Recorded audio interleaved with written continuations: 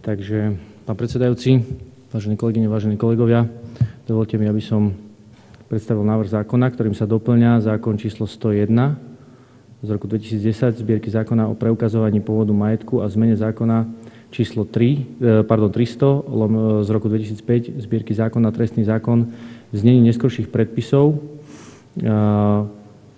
ktorý predkladá do legislatívneho procesu poslanec Národnej rady Slovenskej republiky Daniel Lipšic. Cieľom tohto predloženého návrhu novely zákona o preukazovaní pôvodu majetku je sfunkčniť právnu úpravu preukazovania pôvodu majetku v občianskoprávnom konaní. Súčasná právna úprava je nefunkčná aj z dôvodu, že je ľahko obiditeľná. Návrh novely zákona zakotvuje princíp, aby sa za legálny príjem nepovažovali príjmy z tzv.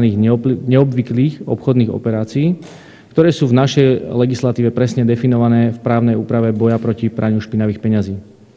Dopad na štátny rozpočet je neutrálny až pozitívny, keďže sa predpokladá, že sa zamedzí neobvyklým obchodným operáciám a príjmom z nelegálnej činnosti.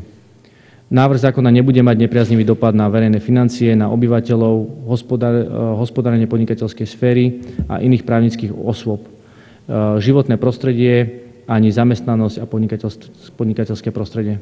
Návrh zákona je v súlade s Ústavou Slovenskej republiky, ústavnými zákonmi a ostatnými všeobecne záväznými právnymi predpismi Slovenskej republiky, s právom Európskej únie, medzinárodnými zmluvami aj inými medzinárodnými dokumentami, ktorými je Slovenská republika viazaná.